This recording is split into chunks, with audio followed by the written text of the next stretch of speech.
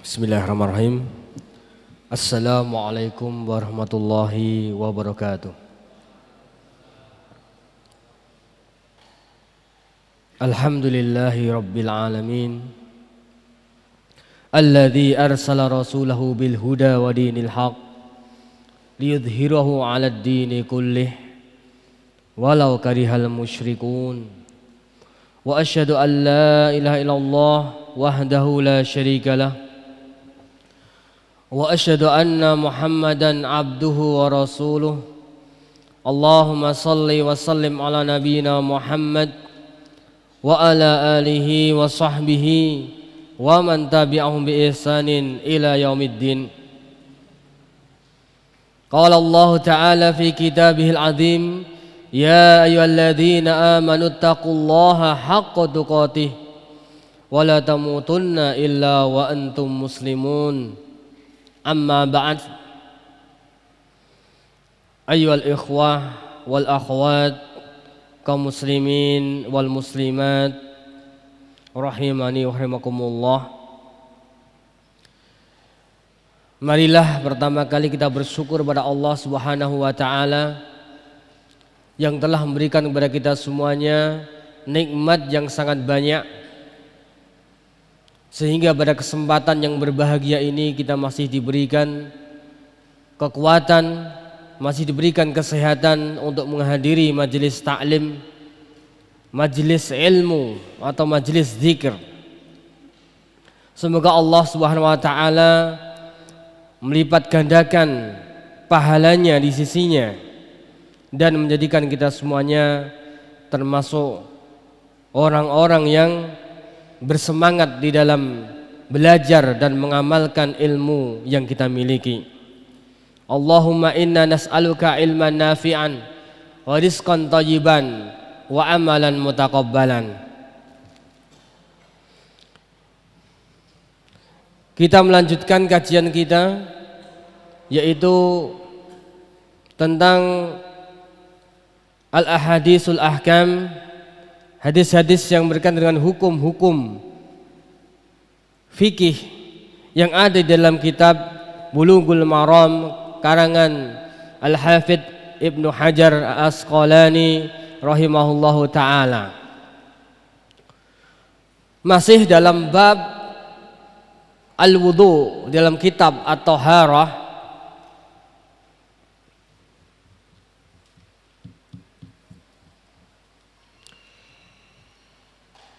Pada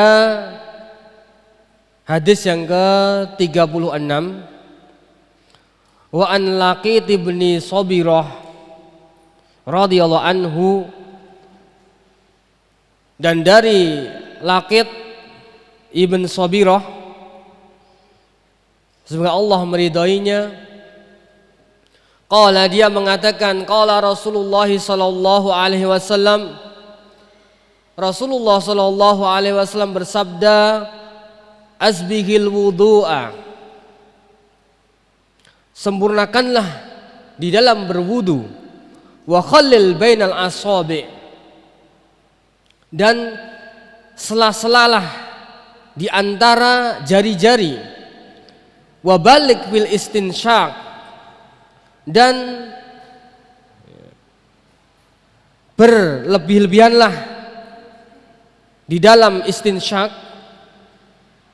memasukkan air ke dalam hidung, yaitu dengan menyedot dengan sedalam-dalamnya, illa antakuna shaiman, kecuali ketika kamu dalam keadaan berpuasa.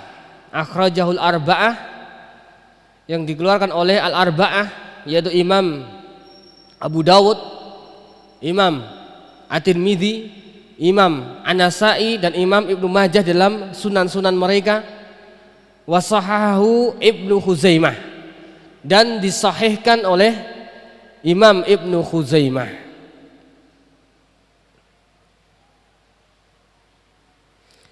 Wal Abi Dawud fi riwayatin, dan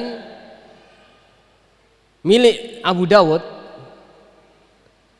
yang diriwayatkan oleh Imam Abu Dawud di dalam sahih riwayat, idza tawadda'ta famadmid.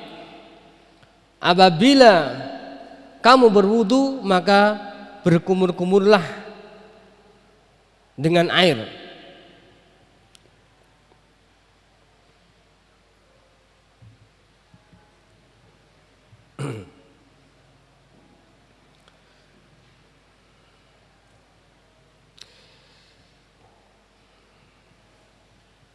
Hadis ini hadis yang sahih. Adapun perawi hadis Laqit bin Sabirah ini adalah salah seorang sahabat yang terkenal yang memiliki kunyah Abu Razin, yang ini disebutkan oleh Imam Ibnu Abdul Bar, dan dia dihitung termasuk penduduk Taif.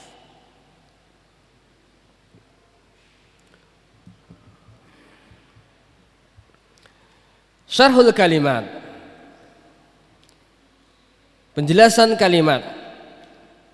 Asbi al-isbaq, yakni al-ithmam wastikmalul a'dha'i bil wudu. Yang dimaksud dengan asbik yaitu sempurnakanlah. Al-isbak adalah menyempurnakan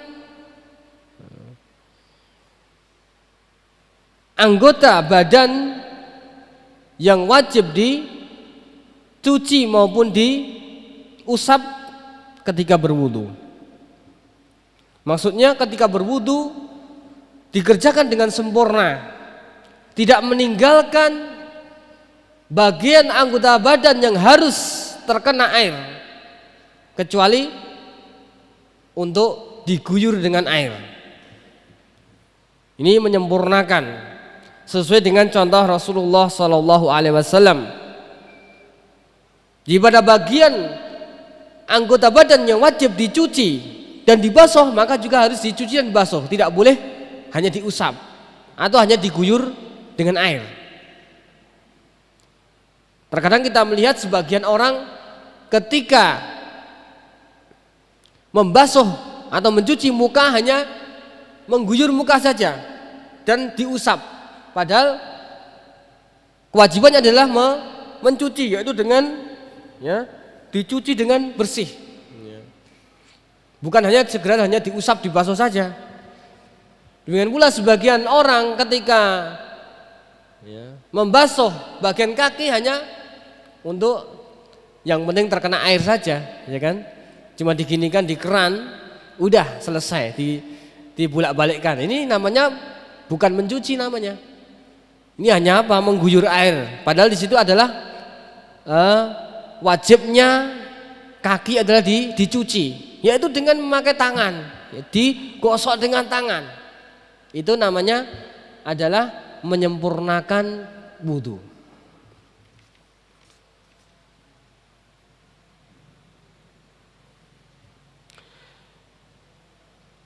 Khalil at-takhlil, yang dimaksud dengan at-takhlil adalah at-tafriju bainal asabi'i wa isalatul ma'i fiha.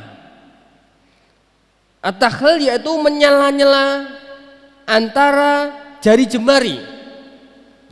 Di jari jemari ini kan ada sela-selanya, ini di sela-sela. Ya, di sela-sela agar dan menyampaikan air ke dalamnya. Jadi bukan hanya sekedar diginikan saja, tapi juga di sela-sela. Bagian ini, bagian tangan di sela-sela sampai air biar masuk ke dalam sela-sela jari. Ma yustafadu minal hadis. Faedah yang dapat diambil dari hadis ini, awalan, yang pertama, wujubu isalil ma'i ila sa'iri a'dha'il wudu. Wajibnya menyampaikan air ke dalam seluruh anggota wudu, yaitu anggota badan yang wajib terkena air.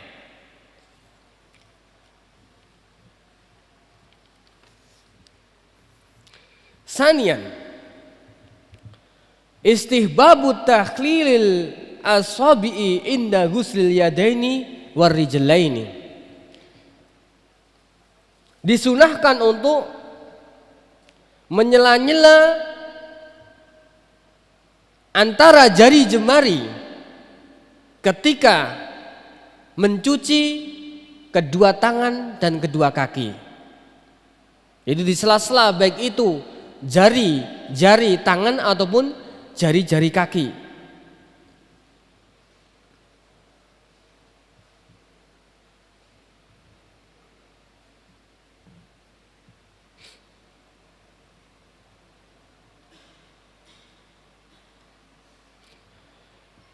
Salisan, yang ketiga, istihbabul mubalaghati fil istinsyaqi li ghairi shaim. Disunahkan untuk berlebih-lebihan di dalam memasukkan air ke dalam hidung kecuali atau selain dalam keadaan berpuasa. Maksudnya memasukkan air ke dalam hidung itu dengan menyedot air dengan mendalam, maksud seperti itu. Kecuali ketika berpuasa. Maka di sini yang dikecualikan hanyalah istinsyak. Lihat di dalam syak hadis ini, ya, memang secara hukum secara asalnya ini yang dikecualikan semuanya, ya kan? Kan dari awal tadi dibahas, ya, asbigil wudu, sempurnakanlah wudu, dan sela-sela di antara jari jemari, dan berlebih-lebihanlah ketika memasukkan air ke dalam hidung, illa antakuna shaiman, kecuali ketika kamu dalam keadaan berpuasa. Yang dikecualikan yang mana? Hukum asalnya semuanya. Namun di sini dikhususkan, yang dikecualikan adalah istinsyak, memasukkan air ke dalam hidung. Jadi yang dikecualikan ketika berpuasa itu tidak berlebih-lebihan, yaitu ketika istinsyak. Sedangkan asbigil wudu wa khallil bainal asabi', dia tetap normal, baik itu dalam keadaan berpuasa maupun tidak dalam keadaan berpuasa. Karena di sini ada qarinah. Ketika berpuasa tatkala terlalu dalam ketika menyedot air, maka ini dikhawatirkan air itu nanti akan masuk ke dalam rongga hidung, kemudian masuk ke tenggorokan. Yang itu nanti akan bisa membatalkan puasa. Sedangkan ketika menyela-nyela jari-jari, menyempurnakan wudu, nggak ada hubungannya dengan berpuasa. Ya tetap berarti tetap disempurnakan, tetap disela-sela jarinya. Nah, rabi'an wujubul madmadah fil wudu wa kadzalikal istinsyak. Yang keempat, wajibnya berkumur-kumur di dalam berwudu, dan demikian pula istinsyak, masukkan air ke dalam hidung. Ini wajib.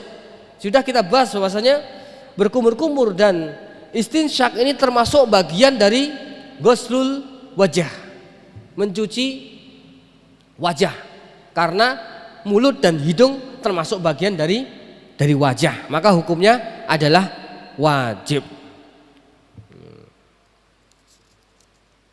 Sehingga kalau ditinggalkan maka tidak sah wudunya, harus dengan berkumur-kumur dan memasukkan air ke dalam hidung dan mengeluarkannya. Nah,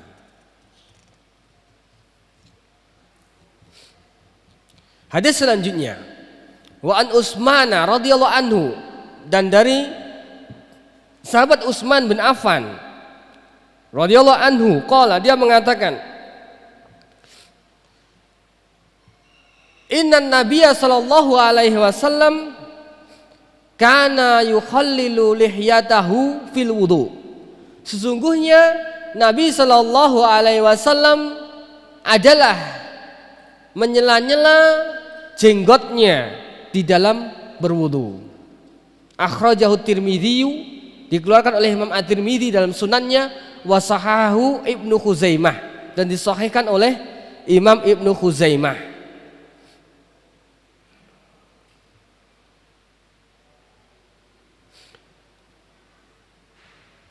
Perawi hadis Utsman bin Affan radhiyallahu anhu, beliau adalah Abu Abdillah Al-Umawi Al-Qurashi,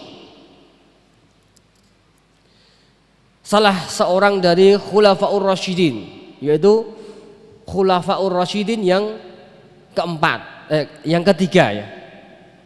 Yang ketiga, salah seorang yang diberikan kabar gembira masuk surga, termasuk al-asyarah al-mubasyirina bil jannah, 10 orang yang diberikan kabar gembira masuk surga ketika mereka masih hidup. Beliau masuk Islam ya pada awal-awal ya pertama kali, termasuk as-sabiqun al-awwalun. Beliau masuk Islam ya dengan sebab dakwah dari sahabat Abu Bakar As-Siddiq yang merupakan khalifah yang pertama. Karena termasuk ya teman dekat dari Abu Bakar As-Siddiq radhiyallahu anhu. Beliau pernah berhijrah ya ke negeri Habasyah, ke Ethiopia ya, selama 2 kali hijrah. Karena ke Habasyah ada 2 kali kelompok. Kelompok yang pertama, kemudian setelah itu pulang lagi karena mendengar kabar ya mendengar kabar bahasanya sebagian ya seluruh orang Quraisy atau sebagian orang Quraisy masuk Islam itu. Ya, kemudian pulang ternyata ya hanya sebagian saja ya. Hanya sebagian saja, di antaranya Umar Ibnu Khattab radhiyallahu anhu. Sebagian besar masih belum masuk Islam. Ya, dan juga terdengar kabar tatkala para pembesar Quraisy ketika itu sujud bersama Nabi SAW waktu dibacakan surat apa? An-Najm. Ya. Ketika terakhir dibacakan surat dari awal sampai akhir, kemudian Nabi sujud, mereka ikut sujud. Ya, ini disangka mereka masuk Islam gitu loh. Ternyata tidak. Ketika ditanya, ya mungkin hati mereka ketika itu merasakan luar biasa, ada getaran ya kekuatan iman. Namun ya kesombongan dan keangkuhan mengalahkan mereka, jika mereka ketika ditanya, oh, kamu sujud, ya kamu beriman kepada Allah. Nah, kemudian mereka menjawab dengan ya maknanya kami mengingat para berhala-berhala kami ketika itu, para sesembahan kami, ketika kami sujud.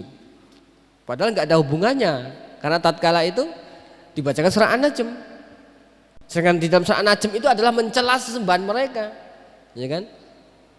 Lata, Uzza wal Manat. Tapi kenapa mereka mengingat? Nah ini yang aneh. Berarti mereka menutupi ya jasad mereka itu tidak sanggup untuk tidak sujud ketika itu. Namun ya kesombongan mereka akhirnya kemudian ya menolak. Ya. Itu diantara yang menyebabkan pulangnya para ya, muhajirin ya, dari Habasyah.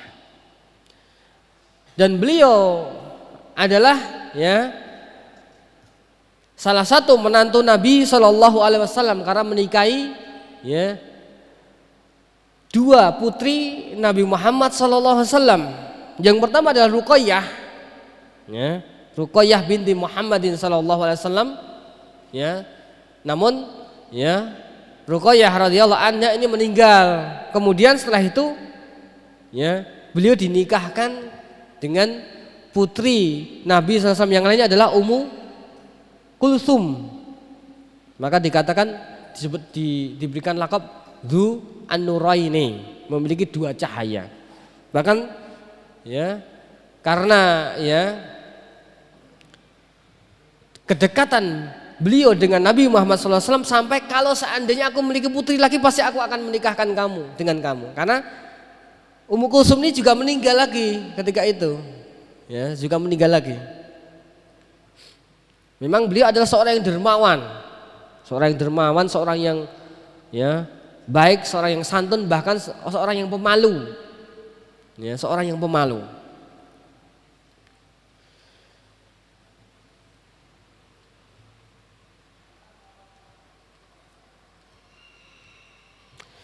Beliau diangkat menjadi ya, khalifah ya, setelah khalifah yang kedua Umar Ibn Khattab radhiyallahu anhu ya, yaitu dari dewan yang ketika itu ya, Khalifah Umar Ibn Khattab menunjuk beberapa orang untuk memilih ya, sebelum meninggalnya beliau ya, menunjuk beberapa sahabat yang senior untuk memilih salah seorang di antara mereka. Di antaranya adalah Utsman ibnu Affan radhiyallahu anhu, kemudian Ali bin Abi Thalib, ya, kemudian Abdurrahman bin Auf. Ada beberapa sahabat yang akhirnya jatuhlah ya hasil dari pemilihan para dewan ini kepada Utsman ibnu Affan radhiyallahu anhu. Jadi ini merupakan kesepakatan dan kaum muslimin juga ridho ya kepada beliau. Menjadi khalifah yaitu pada tanggal 1 Muharram tahun 24 Hijriyah. Kemudian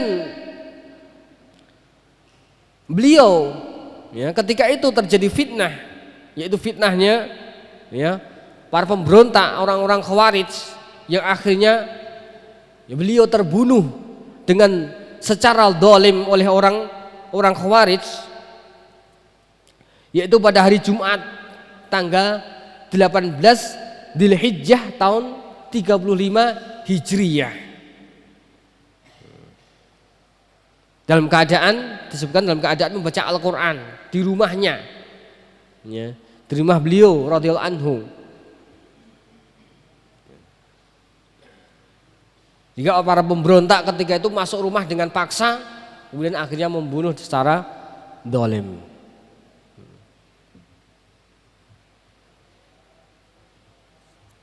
Kemudian beliau dikuburkan pada malam Sabtu di kuburan Baqi'. Sedangkan umur beliau adalah 82 tahun. Jadi sudah tua. Ada yang mengatakan selain dari itu. Memang beliau sudah tua ketika itu. Namun ya, yang jelas beliau dibunuh secara zalim oleh pemberontak, yaitu orang Khawarij ini. Orang Khawarij yang membuskan fitnah ketika itu ya, sehingga sampai tega membunuh beliau radhiyallahu anhu. Dan memang ini sudah menjadi sunatullah ya. Dan kemudian setelah itu baru kemudian diganti dengan khalifah yang keempat, yaitu Ali bin Abi Thalib radhiyallahu anhu. Hadis ini dikatakan oleh sebagian ulama adalah hadis yang dhaif. Dan hadis ini memiliki syawahid, memiliki penguat lainnya. Ya. Namun ya, ini tidak kosong dari maqal pembicaraan. Tidak selamat dari kritikan hadis ini.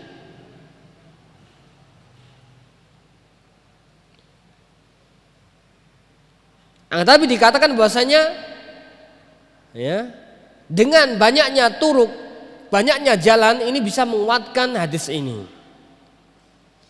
Meskipun ini ya, para ulama berselisih tentang bisa menguat atau tidak.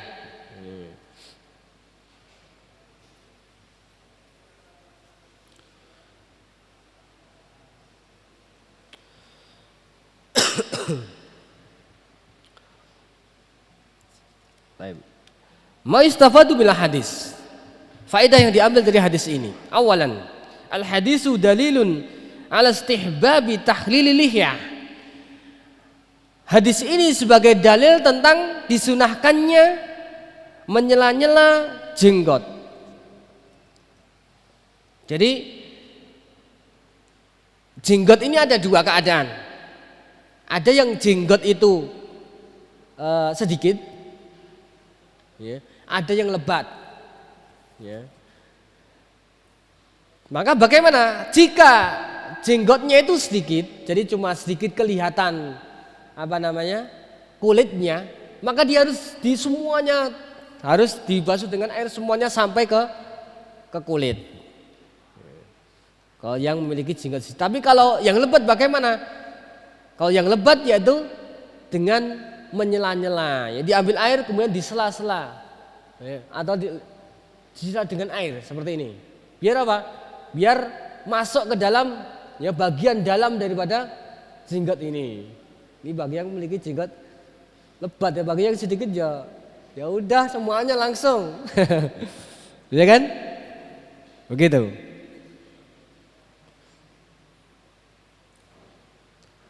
Maka ini ketika berwudu, ya. Tapi kalau ketika mandi janabah atau mandi wajib hari Jumat, ini semuanya harus kena semuanya, baik itu jenggot yang tipis ataupun yang lebat. Kalau ketika berwudu cukup di sela-sela, jadi tidak harus semuanya langsung semuanya harus, ya, semuanya tidak, cukup di sela-sela. Nah, ini sudah selesai.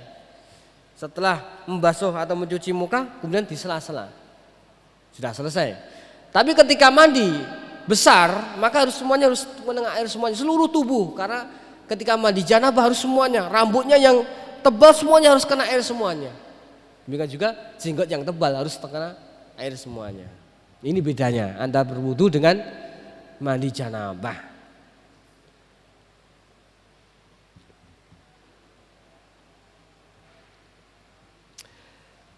Sanian, faedah yang kedua, qad sabata 'anin Nabi sallallahu alaihi wasallam takhlilul lihyah bisanadin sahihin la ghabara alaihi. Sungguh telah tetap dari Nabi sallallahu alaihi wasallam tentang menyela-nyela jenggot dengan sanad yang sahih dan tidak ada debu atasnya, tidak ada penyakit, maksudnya tidak ada penyakit dan tidak ada masalah. Hadis yang sahih, ya. Ini menunjukkan Nabi sallallahu alaihi wasallam itu juga memelihara jenggot berarti. Maka tatkala seseorang itu, ya, mengatakan menghina orang yang memelihara jenggot, ya, meremehkan orang yang memelihara jenggot, menganggap bahasanya itu adalah, ya, kolot dan semisalnya, padahal Nabi Muhammad SAW orang yang paling mulia adalah berjenggot. Maka hendaknya dia bertakwa kepada Allah Subhanahu Wa Taala. Kalau dia tidak mampu memelihara jenggot, ya cukup kamu diam, karena kelemahan keimanan kamu. Jangan sampai kemudian mencela syariat Allah Subhanahu wa taala. Wa mimman sahha hadis tahlilil lihyah, dan di antara orang yang mensahihkan hadis yang menyela-nyela lihyah adalah Ibnu Huzaimah, wal Bukhari dan Imam Bukhari, wa Tirmidzi dan Imam Tirmidzi, wa Ibnul Qattan dan Ibnul Qattan, wal Hakim, Imam Al-Hakim An-Naisaburi, ya, Al-Abu Abdillah, wa Zahabi, Imam Az-Zahabi, wa Syekh Al-Albani rahimahumullahu jami'an, dan Syekh Muhammad Nasiruddin Al-Albani, ya. Ini mensahihkan hadis tentang tahlilul lihyah.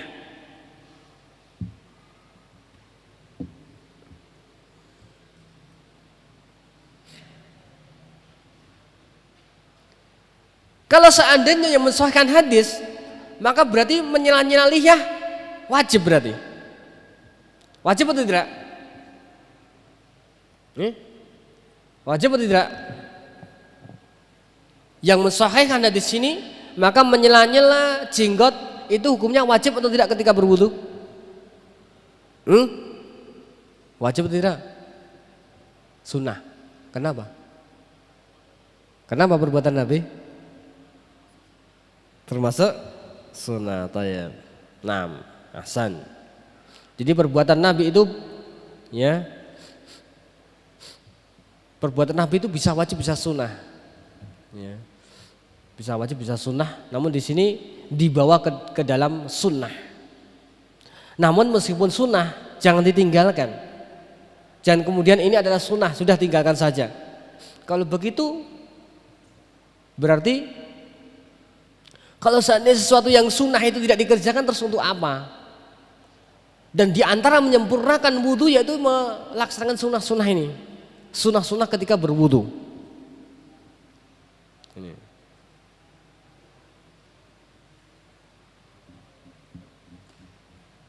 Nah, hadis selanjutnya, wa an Abdillah bin Zaid, dari Abdullah bin Zaid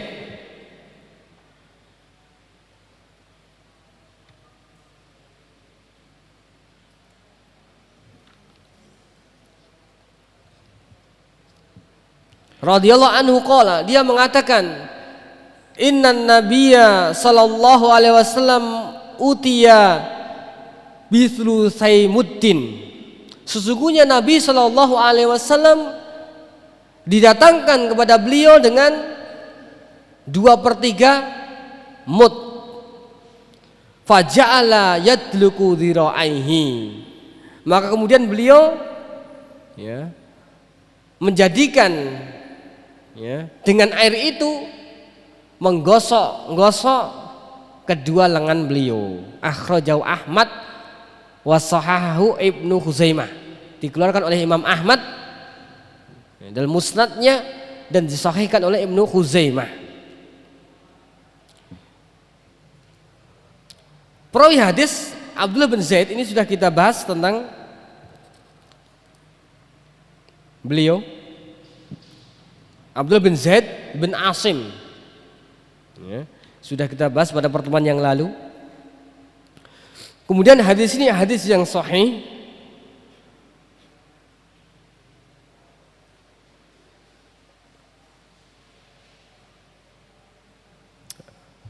dan juga disahihkan oleh Abu Zur'ah Ar-Razi,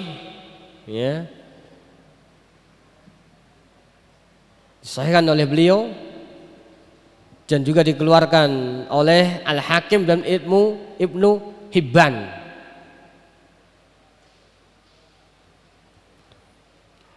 Syarhul kalimat, mud huwa rubu'us sha'in nabawi, mud yaitu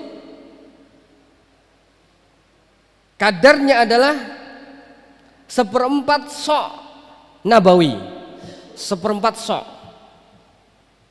Jadi kalau 1 sok itu adalah 4 mud.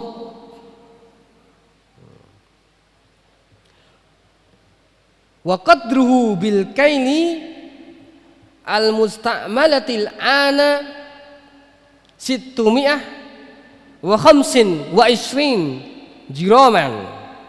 Sedangkan takarannya dengan takaran yang dipakai sekarang adalah 625 gram. Ini dengan takaran. Kalau gram kan dengan takaran. Jadi 625 gram. Yadluku dalakal jasada biyadihi marasahu liyusilal ma'a ila maghobanihi. Yadluku maksudnya adalah menggosok-gosok jasadnya dan menyapunya, menggosok dengan air dan menyapunya agar atau untuk menyampaikan air kepada lipatan-lipatan bagian tubuh. Ini namanya menggosok. Ma yustafadu min hadis. Faedah yang diambil dari hadis ini. Awalan, aqallu ma yakfi minal ma'i lil wudu'i sulusal muddi.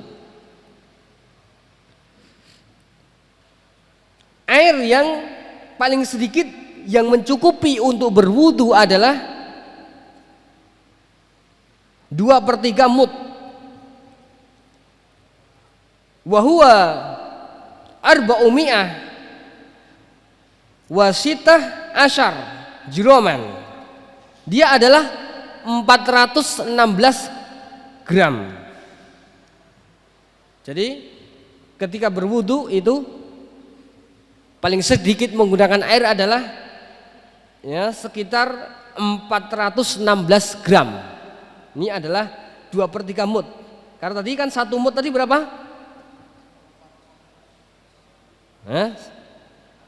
Seperempat sok. Itu berapa berarti? 625. Berarti 2/3-nya adalah 416. Ya, gimana caranya kok ada 16-nya gram ini ya? Ngambilnya gimana ya? Ya, diperkirakan. Jadi cuma sedikit, cuma 400. Ini berapa ya? 240, sekitar 2 aqua ini. Kurang sedikit. Ini 240. Tapi 240 mili ya. Tapi hampir sama ya. 1 kilo sama 1 liter hampir sama. Ya mungkin 2 kali inilah kurang lebih. Nah, ini kan cuma sedikit ya. Nah, ini menunjuknya hematnya ketika berwudu. Jadi diusahakan ketika berwudu itu dengan hemat air. Ya, dengan hemat air. Jadi keran itu kalau bisa jangan, kalau difulkan terlalu besar itu dikurangi, jangan difulkan sampai grojok. Itu sudah berapa ini, udah banyak sekali ya grojok banyak setelah itu. Ya. Jadi agak dipelankan gitu loh. Ya, agak dipelankan, semakin agak pelan semakin bagus. Artinya hemat. Ya, hemat air. Namun juga tidak kemudian mengurangi kesempurnaan wudu. Kalau terlalu sedikit banget itu ya nanti lama banget ya. Lama banget gini, enggak sampai-sampai. Ya. Nah, ketika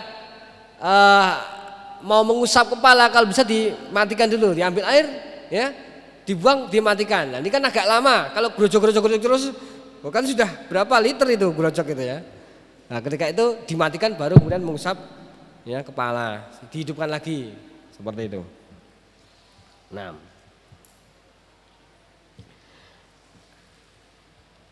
sanian at-targhibu fit takhfifi fi ma'il wudu. Yang kedua adalah dorongan untuk hemat ya, di dalam menggunakan air untuk berwudu. Jadi hemat air.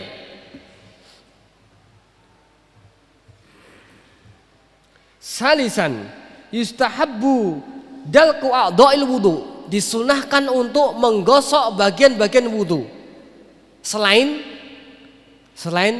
kepala ya. Kalau kepala jangan digosok-gosok, kan ini kan cuma cukup diusap. Maka selain kepala kan dicuci, ghusl wajah, yadain dan juga rijlain, wajah, kemudian tangan dan kaki itu kan ghusl. Maka itu disunahkan untuk digosok, ya, digosok sampai bersih.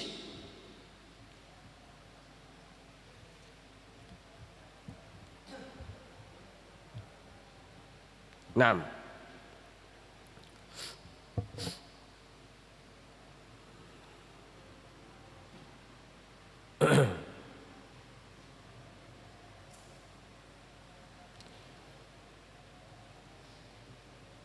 hadis selanjutnya, wa an Abdillah bin Zaid radhiyallahu anhu,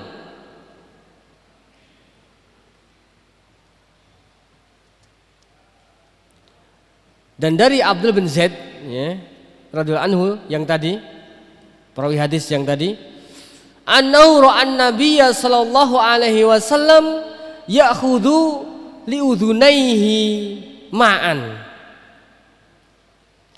Sesungguhnya beliau melihat Nabi sallallahu alaihi wasallam mengambil untuk kedua telinga beliau ma'an, air, ghairal ma'il ladzi akhadahu li ra'sihi, yang bukan air yang digunakan untuk mengusap kepala beliau. Akhrajahu al-Baihaqi, dikeluarkan oleh Imam al-Baihaqi. Wa huwa inda Muslim min hadal wajah bilafzi, dan dia hadis pada riwayat Imam Muslim min hadal wajah, dengan ya sisi ini, bilafdin dengan lafaz wa masha bi ra'si bima'in ghairi fadli yadaihi wa huwal mahfud. Lafaznya adalah, dan beliau sallallahu alaihi wasallam mengusap kepala beliau dengan air yang bukan air sisa dari kedua tangan beliau. Wa huwal mahfud, dan ini adalah mahfud.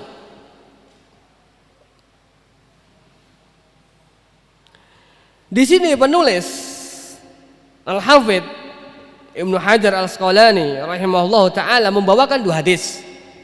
Hadis yang pertama tadi yang diriwayatkan oleh Imam Al-Baihaqi, hadis yang kedua yang diriwayatkan oleh Imam Muslim. Kedua hadis ini bertentangan, karena hadis yang pertama itu menyebutkan ketika mengusap kedua telinga dengan air baru yang bukan air sisa dari kepala. Sedangkan hadis yang Muslim adalah ya, mengusap rambut atau kepala dengan yang bukan sisa dari kedua tangan. Maka hadis yang pertama ini dihukumi hadis yang syadz. Hadis yang syadz karena menyelisih ya, sikoh, tapi menyelisih yang ausak minhu. Ya, ta'rif hadis syadz adalah perawi yang sikoh menyelisih perawi yang lebih sikoh dari dia. Sedangkan hadis yang kedua yang diriwayatkan oleh Imam Muslim, hadis yang mahfud. Maka di sini disebutkan wal mahfud, dia yang terjaga, mahfud. Ya, yang menang adalah al mahfud.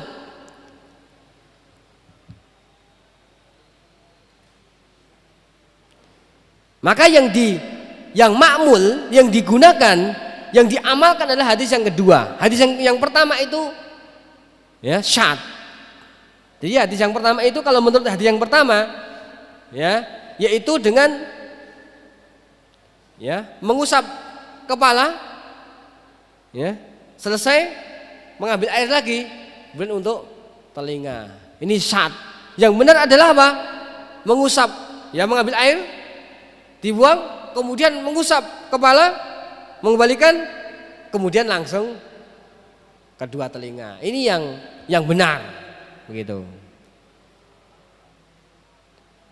Jadi maksudnya salah dia. Seharusnya adalah yang kedua ini, seharusnya mengambil air untuk mengusap kepala yang bukan dari tangan. Kan tangan dulu kan sebelum kepala. Ya, tangan, setelah selesai baru mengambil air, diusapkan di kepala. Bukan dari tangan langsung kepala, dia mengambil air dulu, dibuang baru kepala. Ya, ini yang mahfud, begitu. Wadih?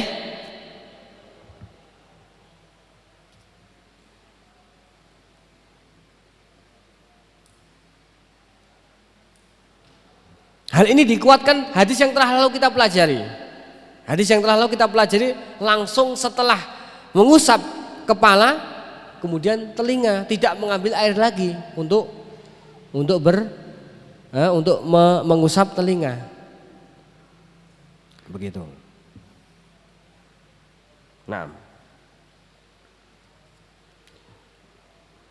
maka faedah yang dapat kita ambil, awalan masyru'iyatu akhdhi ma'in jadidin limasil ra'si ghairil ma'il ladzi fudila min ghusli yadayhi wa huwa amrun la budda minhu. Disyariatkan yaitu mengambil air yang baru tatkala mengusap kepala yang bukan air dari sisa dari mencuci kedua tangan. Wa huwa amrun la budda minhu, dan dia perkara yang harus dikerjakan. Yaitu setelah tangan kemudian mengambil air lagi yang baru untuk mengusap kepala sekaligus kedua telinga. Sanian, mashul udhunaini ma'ar ra'si yakunu marratan wahidatan bima'in wahidin. Mengusap dua telinga bersama kepala yakunu marratan wahidah, yaitu dengan sekali saja, bima'in wahidin, yaitu dengan air satu untuk kepala dan kedua telinga. Ini yang benar, yang tadi sudah saya jelaskan.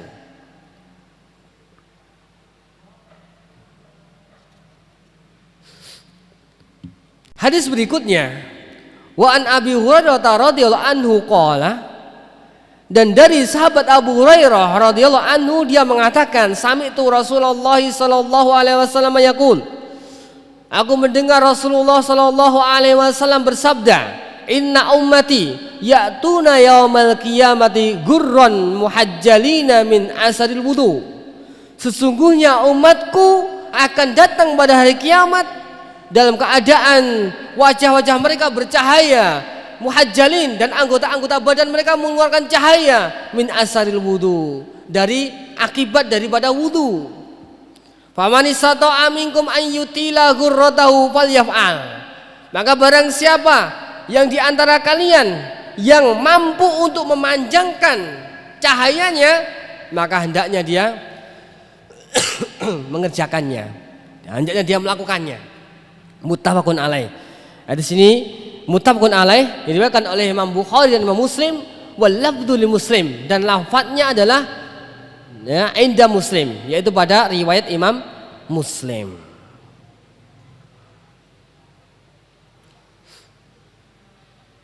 Syarhul kalimat.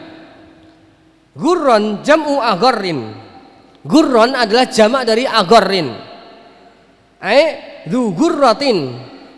Maksudnya adalah yang memiliki gurrah, yaitu cahaya.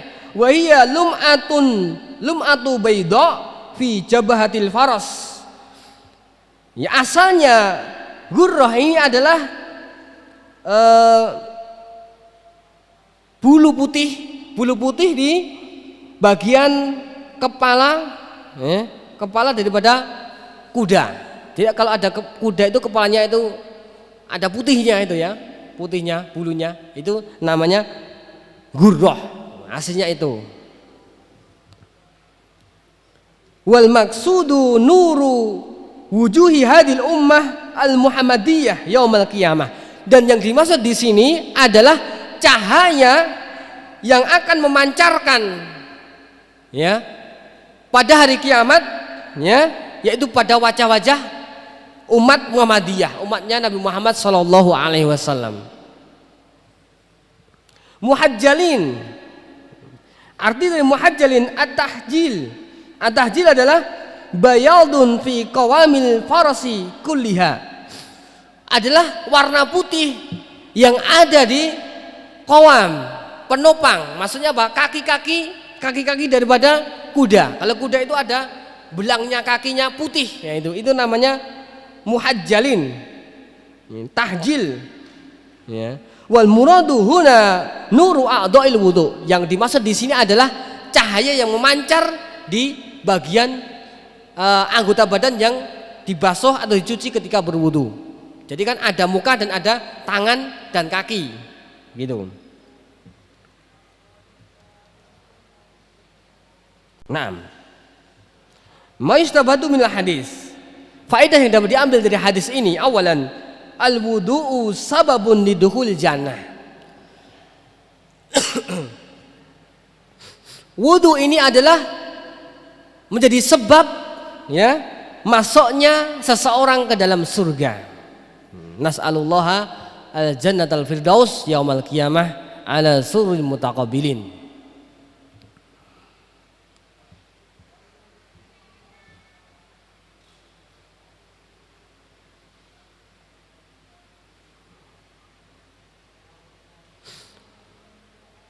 Dan wudhu ini nanti akan menjadi cahaya pada hari kiamat ketika manusia, ya, dikumpulkan di padang mahsyar.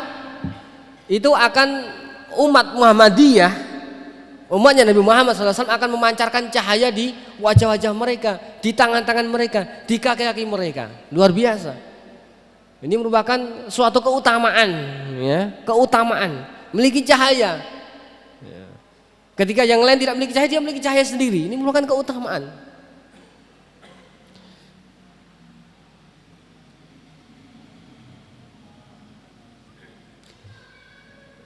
Sanian masru'iyatu italati ghuslil yadaini warijlaini.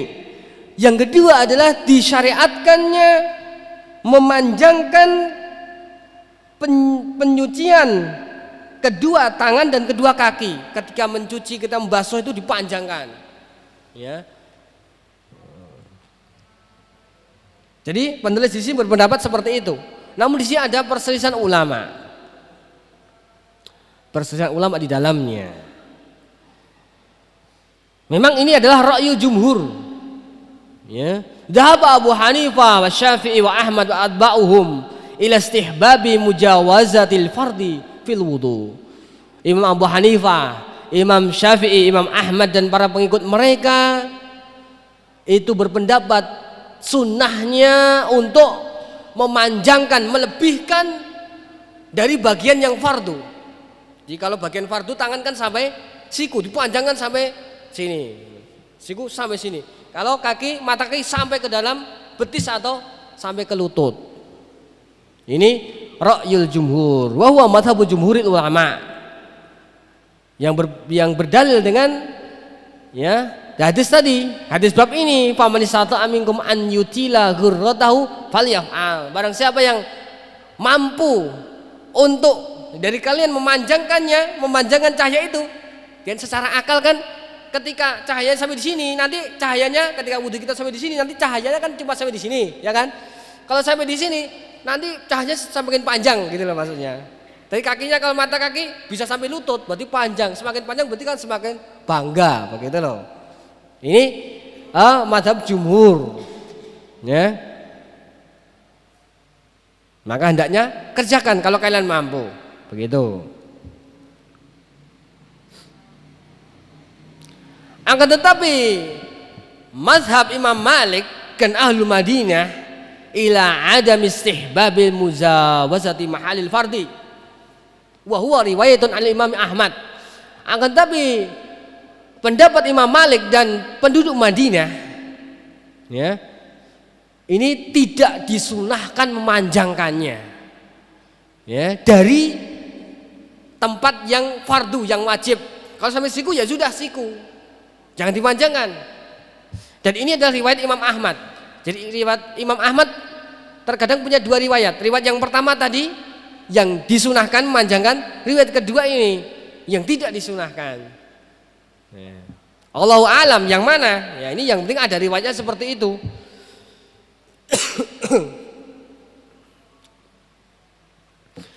Dan ini, ya, ini pendapat yang rajih, ini pendapat yang rajih tidak dipanjangkan. Ini juga dipilih oleh Syekhul Islam Ibnu Taimiyah, tidak dipanjangkan, cukup ketika, ya, pada tempat yang itu difardukan saja, sampai siku ya siku, sampai mata kaki ya sampai mata kaki, ya. Dan juga Ibnu Qayyim.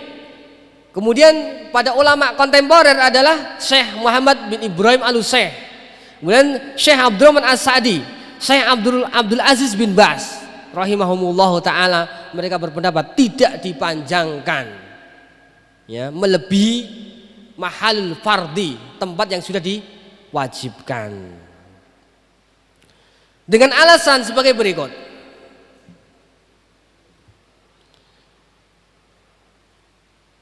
Klaim bahwasannya memanjangkan melebihi yang fardu itu adalah ibadah, maka tahtaju ila dalil, maka hendaknya mendatangkan dalil, membutuhkan dalil. Dalilnya mana?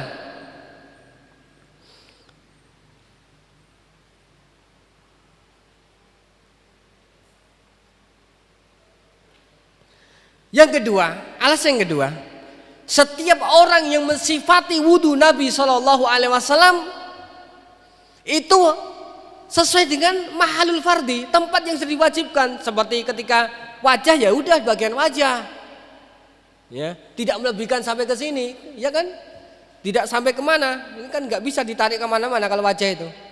Nanti ini jadi muskilah yang wajah ini nanti, ya.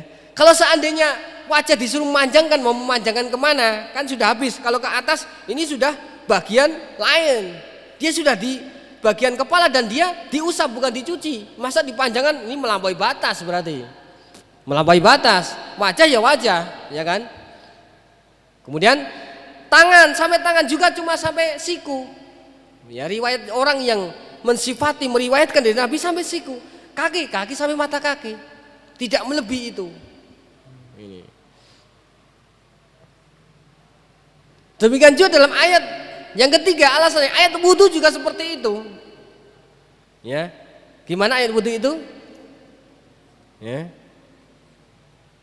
Faksilu wujuhakum wa aydiyakum ilal marafiq, ya kan?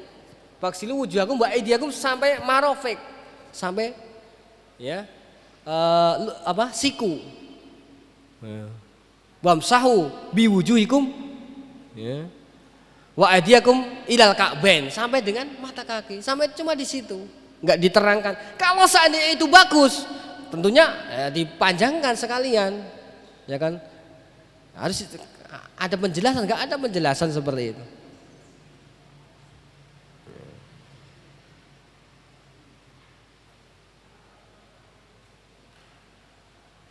Yang keempat, kalau seandainya ini betul, ya, maka bagaimana kita memanjangkan untuk bagian wajah?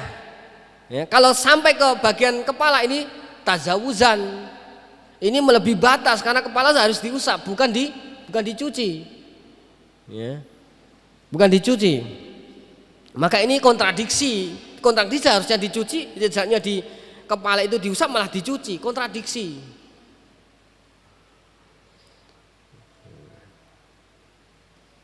Khamisan, yang kelima, hadis ini tidak menunjukkan untuk memperpanjang.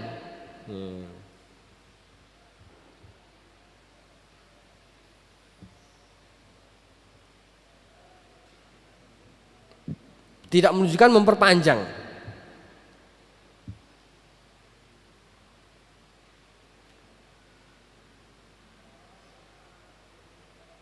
Karena tambahan tadi, faman istata'a minkum an yutila ghurratahu wa tahjilahu falyaf'al. Barang siapa di antara kalian yang mampu untuk memanjangkan cahayanya, maka hendaknya dia dipanjangkan. Maka ini, ya, menurut ulama ini adalah ziyadah mudraj fil hadis min kalami Abu Hurairah. Ini adalah tambahan yang mudraj, sisipan yang tidak ada dalam hadis itu. Ini adalah merupakan kalam daripada sahabat Abu Hurairah. La min kalamin Nabi sallallahu alaihi wasallam, bukan merupakan sabda Nabi sallallahu alaihi wasallam. Sebagaimana di dalam riwayat Imam Ahmad dijelaskan seperti itu. Yang mengatakan itu adalah Abu Hurairah radhiyallahu anhu. Bahkan di dalam riwayat yang lainnya Abu Hurairah radhiyallahu anhu ketika melakukannya ini dalam keadaan sembunyi-sembunyi, menutup diri daripada penglihatan para sahabat yang lainnya. Ya. Jadi ini menguatkan bahwasanya, ya, hal ini tidak disunahkan, ya, tidak disunahkan untuk memanjangkan dari tempat yang fardu ini. Cukup, ya, wajah ya bagian wajah, tangan sampai siku, kaki sampai mata kaki. Kalau mau memanjangkan sedikit dalam rangka untuk khawatir kalau tidak kena, nggak apa-apa. Tapi bukan kemudian sampai ke lengan, bahkan sampai ke sini, sampai ke bau, kaki sampai ke, ya, betis atau sampai ke, ya, lutut atau bahkan sampai ke paha. Ini berlebihan. Kalau begitu semua aja diguyur tubuhnya semuanya biar nanti seluruh tubuh bersinar, kan begitu. Ya, seperti itu. Kalau memang seperti itu ya semua aja berarti sekalian, sehingga nanti langsung semua badannya mengeluarkan cahaya semuanya. Kan bukan seperti itu, ya, tidak seperti itu jalan pikirannya. Ya, karena kita sesuai dengan Al-Qur'an ya. Tadi disebutkan hanya sampai batas-batasan mahalul fardhi saja, mahal yang tempat yang diwajibkan saja.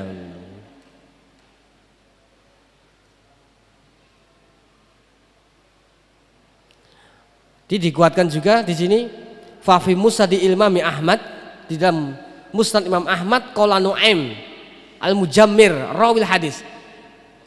Nu'aim Al-Mujammir rawi hadis ini mengatakan la adri, aku tidak mengetahui. Qaulahu man istata'a minkum an yutila ghurratahu falyaf'al min kalamin Nabi sallallahu alaihi wasallam. Aku tidak mengetahui bahwa ini adalah perkataan Nabi sallallahu alaihi wasallam. Au syai'in qalahu, atau sesuatu yang disabdakan oleh beliau sallallahu alaihi wasallam. Ataukah ini merupakan sesuatu yang dikatakan oleh Abu Hurairah di sisinya. Maka ini Allah taala alam bisawab. Ya, maka menurut pendapat yang rajih adalah ini tidak dipanjangkan ya dari tempat yang sudah difardukan. Demikian kajian kita kali ini, mudah-mudahan bermanfaat ya. Kalau ada salahnya saya mohon maaf. Kita akhiri wassallallahu ala nabiyina Muhammad wa ala alihi washabbihi ajmain wa akhiru da'wana alhamdulillahi rabbil alamin. Wassalamualaikum warahmatullahi wabarakatuh.